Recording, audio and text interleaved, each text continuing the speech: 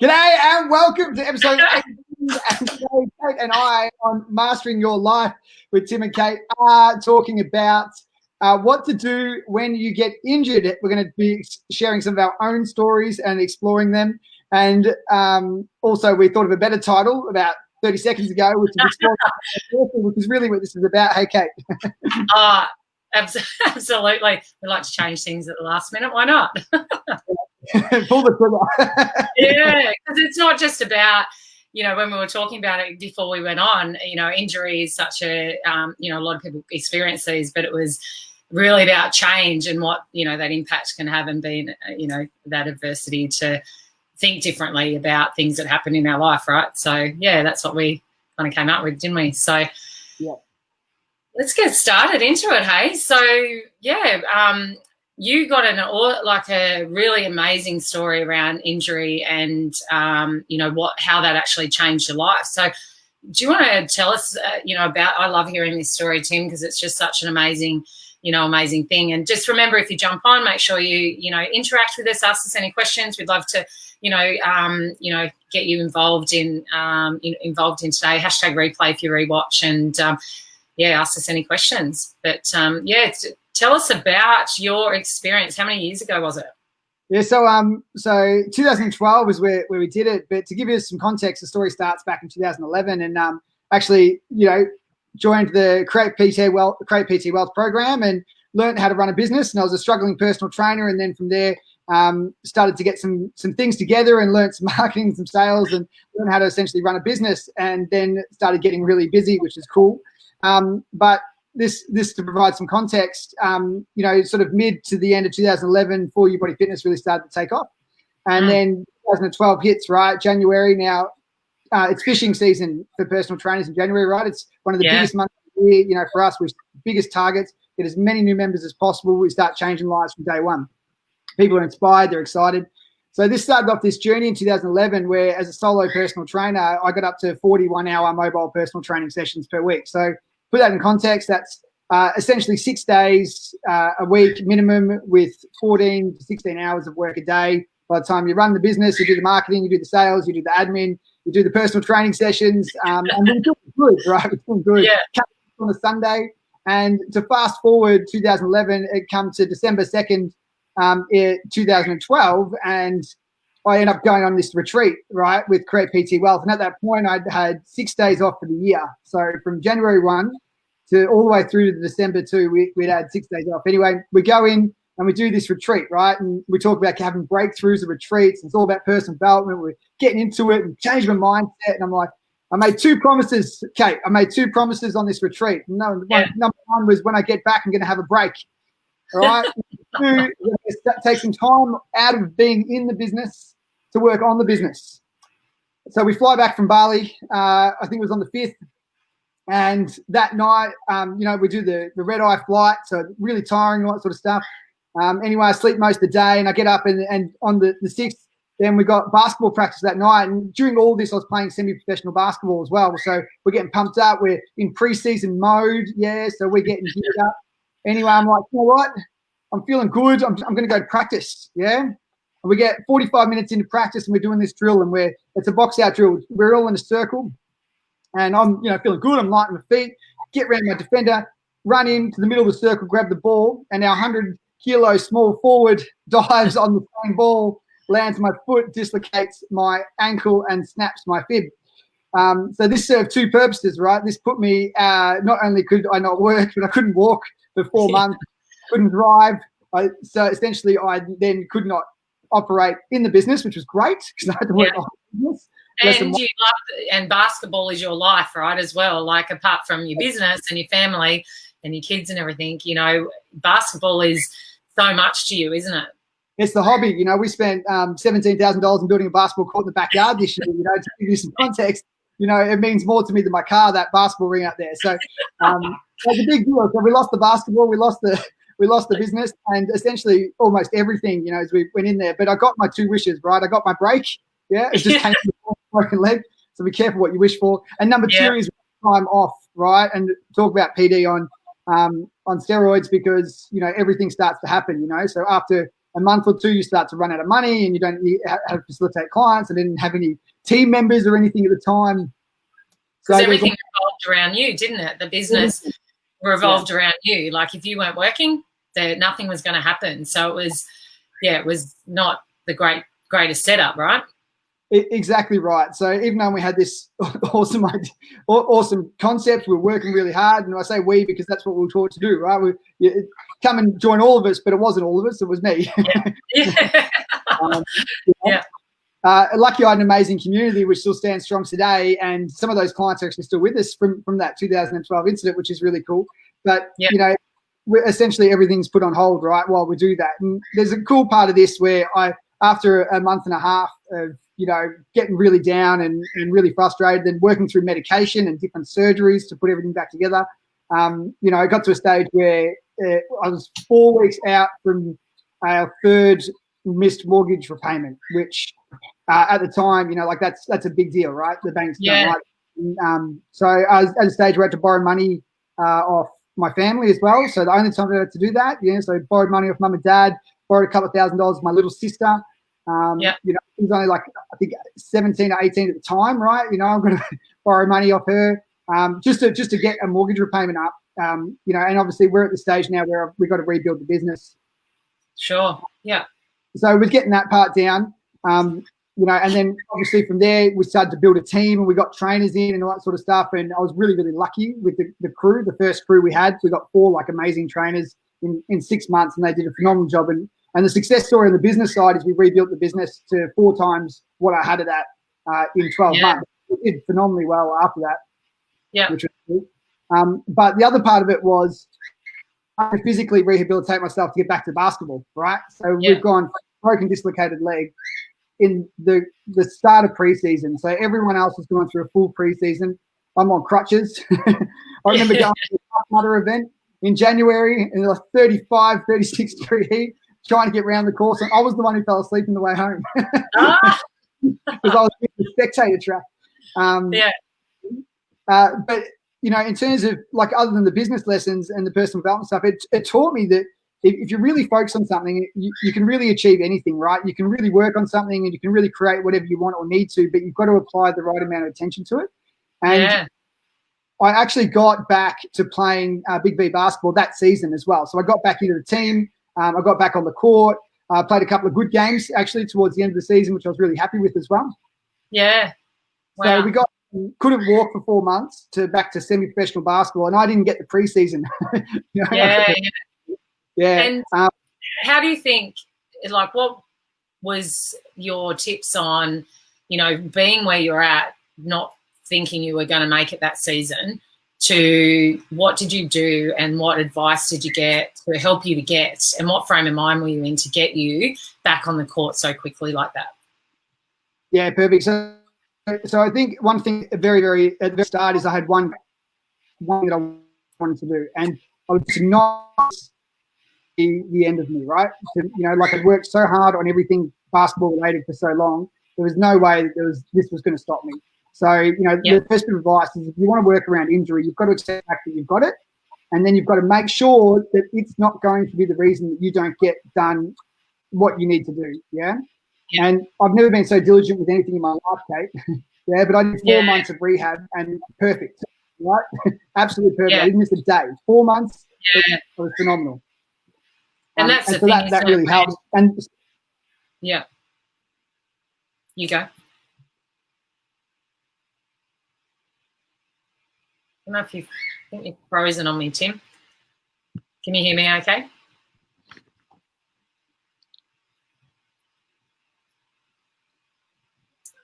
Technology. I think he might have frozen. I don't know if you can hear me, or maybe I've frozen. We're back, Kate. I just got you back. Sorry, I missed that last question. Oh, that's okay. I wasn't sure who went. What was my question? Oh, I was just my thing I was going to say was when you go through those experiences of having injury, and I'm sure I know that's not the only injury or setback you've had. With your sports and that side of things. But the biggest thing I found when I've, had injuries before is actually following, actually not giving up and actually following the steps that the physio or your whatever, the professional is that helps you to, gives you that plan. It's actually sticking to that plan and being so structured with the plan, because they know what they're talking about, and that gets you back, back on your feet, so to speak, to be able to get back and do the things that you truly love, and not, working around those restrictions and restraints, and, with your eating. And, how did you manage that with, instead of feeling sorry for yourself, what did you actually do to help you through that challenging time? It's funny, right? Because we talk a lot about the emotional intelligence stuff on a day-to-day, like it will come in every week and it keeps popping up. But, things like, journaling, and I had this goal book that I would write in every night. So the rule of the book was I just had to pick it up and edit it every day. So whether that was write a small quote that I learned from something I read or I listened to, whether it was come back. And what this book did is it just made sure that I kept showing up. Yeah. Every day I'd get back in and I'd do the training that I needed to do, or I would, because the goal was it was in there every single day that, and there's a whole heap of goals in this book. It wasn't just get back to basketball, right? The financial goals, relationship goals, everything. And that was really a cornerstone thing that I was doing that just kept everything else in focus, right? In check. Yeah. Yeah. And then, you had learned those things previously, hadn't you, from your business development and your other personal development, which brought into you being able to recover and work through that challenging time, didn't it? Like, those things are such powerful little tools, aren't they? Invest in personal development, right, over anything else, because guess what it's going to do, right? You invest in yourself, you keep getting paid over and over and over again for the rest of your life, right? This is something that we've learned. It's just phenomenal. So watching this, you've never done any PD before, don't be afraid of it. Read a book, listen to an audio, go to a seminar. It doesn't have to be crazy hippie stuff, just walk in and just be done, and you'll find that you grow from it. And then those skills, you don't know when you're going to need them, right? I didn't know that having a little goal book is going to get me through. That wasn't part of the plan, right? Mid 2012, I wasn't thinking next year I'm going to be laid up with a broken. Oh, absolutely. And because you see so many people that fall in that rut of feeling sorry for themselves, which, it's okay to have you said that you had a little bit of time down, a little pity party kind of thing, but, eating, punishing yourself then by eating and drinking alcohol and, all those kind of things are going to set you further back on your rehab and getting back to the goal and getting back to where you want to get to, doesn't it? So it's, super important to really focus on, staying on track as best as you possibly can with everything surrounding, maybe your restrictions or restraints that you might have with the actual injury, depending on what your injury might be. Yeah, that's right. And anything can be worked around, right? Like, I had a busted leg, but it didn't mean my other leg didn't work or my arms didn't work, Yeah. So I think that was an important piece of the puzzle going. It's not hard to just, so I got really good at push-ups and chin-ups, right? Yeah. Well, it's being creative, isn't it? And thinking outside the square, or getting help from someone that you've still got arms and legs, the other leg and whatever, that what can you actually do? Or, even meditation, if that's the only kind of thing that you can do, as a practice to help you to stay healthy mind, healthy body, right? So that always helps for healing and all those kind of things as well, doesn't it? So it's very, really important. Yeah, awesome. So I guess, to round me up, key takeaways for me is, number one is that acceptance is that was the first step, right? If you're broken, don't let it attack you. Just accept it. It's good. Okay, that's it. It's a fact. It's done. And then what can I now do to work with this? Yeah. And, into showing up, making sure that you do your rehab like you were saying, making sure that you're consistent in your training and all that sort of stuff as well, making sure that you've got the mindset that you're happy to attack this and work around it and not let it be stops you from achieving your goal, right? Yeah. Love that. That's so good. So such amazing, fantastic takeaways and learnings. And that's what it's all about too, isn't it? It's learning how you're going to handle this situation. You're going to be bummed out and feel sorry for yourself, or, how can you embrace it and lean into the lessons or, things that you could do while you're maybe in that situation. And if you're restricted and can't move, what can you do to study, or what could you do to, read do personal development and read a book or listen to something and expand that knowledge. And it's, you know, the universe and you know, things happen for, you know, to really stretch us, don't they? So yeah, they definitely do. And Kate, I'm not the only one who's been broken over time, my friend. Yeah. What was that? I'm not the only one who's been broken over time, but you've actually got a really good story to share as well. Yeah, I've had a few little situations, but one that is probably the most recent, which was really a big one, you know, a big one for me. So, you know, since it was about three years ago, and I, you know, I was doing my CrossFit, and I loved doing my CrossFit. I had a bit of time out with business because I wasn't able to get to the classes and stuff, and I was still training but doing different kind of training, but I was really still staying really fit. And I went back. I was like, yep, I'm ready to get back. You know, I had some challenges with the business, one of my businesses. So I was really excited to get back and be in that community and be around people doing CrossFit, and stepped foot in there on the first week of January and had my goals set, and was well in, you know, we warm up really, you know, really well for the sessions, and we were well into this session, this WOD, and I jumped off the pull-up bar and fell, like kind of jumped down 1 foot, heavier on 1 foot, and I felt these tingles go straight up my leg, and they didn't go away. And I was like, this is not good.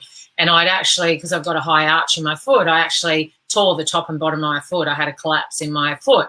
I had actually pre-injured the foot many years ago, and a guy at the gym, actually, when I was training clients at the gym, dropped a 20-kilo plate on my foot when I wasn't actually obviously watching, and he had them on the sides of his foot, and it felt like on his legs, and they fell on my foot. So I think I had some weakness there. So when I jumped down, I could feel it just not feel good. Anyway, that put me out of action. I was the same as you. I was working in a gym, and I actually had another business that was you know, that I had bought into with, you know, I won't go into that too much, but I was working in a gym, and I actually was doing my other business, which was, I was actually physically training people at outdoor boot camps as well. And it was too much. I had too much on my plate, and I pretty much was told, the universe told me I need to slow down and stop. And that was I wasn't doing it. I didn't want to make a decision. I didn't want to pull the pin on something, because I didn't want to let people down. And that was the whole big thing for me, because any decision I made at that point was, there was people that were going to be let down, and myself. And so I was given it in a bit of an uppercut to slow down and listen to my body, because I was going too hard. And so, yeah, I was out of action. I was on crutches for a week. I went straight to physio, and I tore ligaments on the top and bottom of my foot. I had to sit down for a week, and then I was in a boot. I had to sleep in the boot. It was uncomfortable.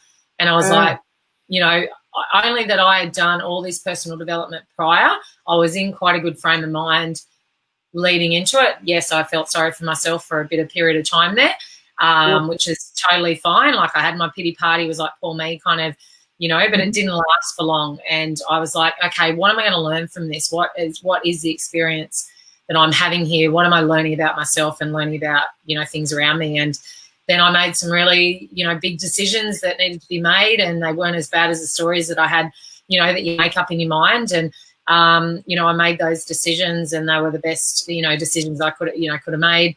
And I had to think differently about my training. How was I going to get to the gym? How was I going to train myself? How was I going to train clients, because I was in a boot?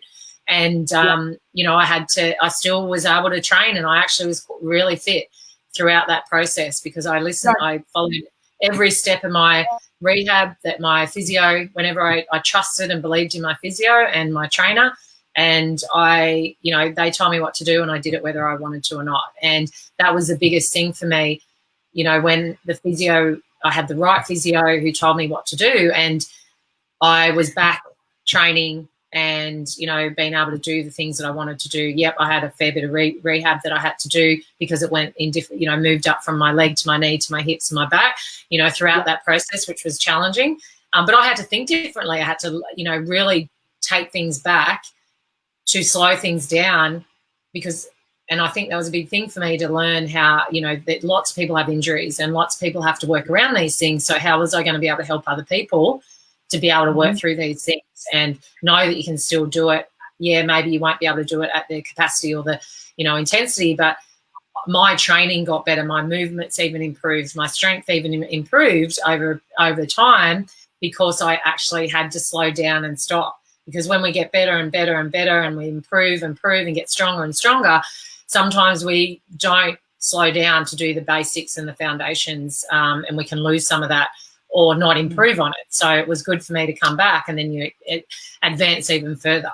So that was a really big thing for business and personal and my own body as well, you know, and mind, you know, throughout that process. So yeah, it was pretty cool. How long was the process from the snapping of the tendons to being back into full swing?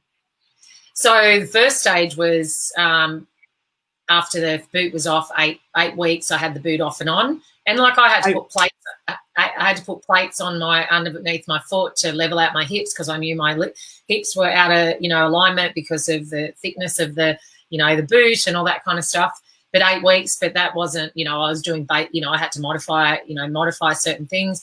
I got to a certain level, and then was like, great, things are moving. The physio was really happy, but then it went into my knee because everything was so, you know, I was compensating for so long and all that kind of stuff. So the real process actually really took me 2 years to 2 years to be able to get back to being stronger and you know, doing a lot of the movements that I was you know, was able to do at that higher, you know, in that better level that I'd, you know, before I started type thing. But, you know, I went through stages of everything was going really well, and then, you know, there was a weakness in another area that I kind of needed to work on. Do you know what I mean? So so it was testing me throughout that process. But I don't know, I just had this focus on continuing to feel my body right and eat well, and, you know, just take it as a you know, exploration of, you know, what the body can do and how it can recover. And, you know, I'm 43 and I feel really fit and healthy, and, you know, looking after yourself in, you know, optimal sleeping and optimal, you know, living, you know, optimal life. And those things were so, you know, so important in that healing process of, you know, looking after my sleep patterns, because, you know, I was so busy doing life and doing things that, you know, sleep probably wasn't as top of my priority, but how important that was, you know, for recovery and healing, you know, so healing the mind as well as the body, you know. Yeah, what I really love about that is the swap from focus to going, okay, well, again, controlling the controllables, right, for you, and that was, well, I'm going to watch my nutrition, I'm going to watch my sleep.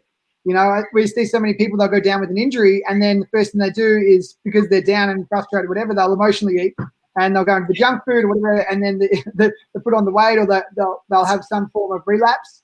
When, you know, it's an opportunity to really lock in on, you know, if we've got, essentially we can focus on 4 main areas, especially for weight loss, right? It's normally stress, food, and exercise. So if you can't exercise properly, good, that opens up a whole heap more available energy. Maybe it's half an hour a day that you were training that you can't do anymore, that you can do meal prep, or that you can do meditation or journal de-stress, right? You know, or maybe you can go to bed a little earlier because you don't have the late night CrossFit class, or for me, the basketball practice, and get the sleep, you know? Oh, yeah. And such a good point that you make there, because so many people do exercise. Absolutely, definitely such an amazing, you know, you know, thing for the mind and body. And, you know, but you can't just put all that as just being the only part of living optimal health, right? And so when that happens, it's, as you said, it's a good way to focus on, because food and the mindset, you know, when you get the mindset right, the food is, you know, the emotions and stresses are better, and then that helps with your discipline and everything with your training. So it all stems back to those other areas anyway, don't they? So it's that quadrants that, you know, and sometimes it kind of helps you to push into those other areas because you're not as strong in those areas necessarily, you know. So yeah, it's definitely some advantages of, you know, it happening when you can actually look at it from that perspective, even though it can be challenging at the time. Yeah. Awesome, man. Some cool lessons. Yeah. Now if you're watching, don't go out and get broken just for fun. Yeah. Learn from these. Yeah, that's not what we're trying to say. Yeah. And because you learn to do things differently, right, as well. Like, you know, when you hurt your hand or your elbow or your arm or your foot or whatever, it's like, wow, I really appreciate that, you know, appreciate those things as well. Like that's what I learned from it, you know, looking after your feet, wearing good shoes. Like, you know, I didn't treat my feet as well as, you know, we're carrying our bodies and stuff like that, you know, or even when you do your shoulders, like how much do you do with those things, putting, you know, for girls trying to put, you know, crop tops and singlets on, you know, like it, you know, those types of things, like, geez, how do you do it one-handed? And you get resourceful with, you know, resourceful. So. Yeah. Yeah, I can't relate to the crop top thing, but you'll have to try it one day. That's awkward. It's an exercise in its own. Yeah, you got the guys doing the handstands, right? They take the t-shirt off, like, you know. I've seen those. That'd be pretty. That would be interesting. We'll have to do that at the next event we have. Yeah, definitely. We'll get it sorted. Yeah. Awesome. What a great, you know, great thing to talk about and takeaways for both of our stories, right? They're very similar, or sorry, different stories, but very similar. You know, it all comes down to the mindset and how we approach and how we pivot, you know, to these things, you know, and the power of that and what you can learn from it. It's pretty amazing. I want to give the last summary of the takeaways for people.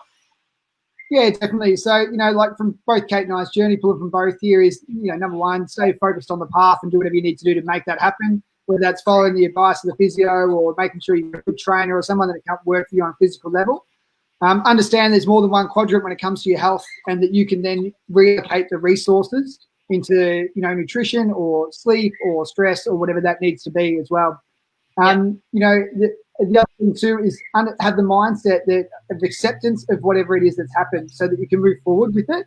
Yeah, and then have the determination and resilience to work around it. You know, there's so many things. You know, we got Google. You know, as 50 years ago, didn't have Google, right? If you can't find 100 left leg exercises, then exactly.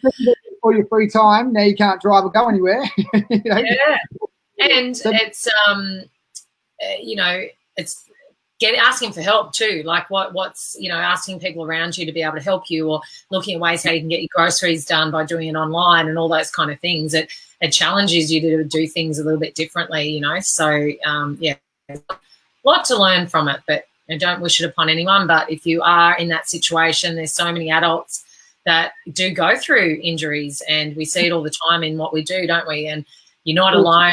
You're not the only one that, you know, is going through this, but reach out for help, you know, if you need it, and just, you know, see what you can learn from the process. So thank you so much for sharing your story, Tim. And, you know, thank you for those that have watched in. It's another great session this week, and we'll see you next week. Same time, same place. Same time, same place. We'll see you then. Thanks for joining us, guys. Thank you. Take care.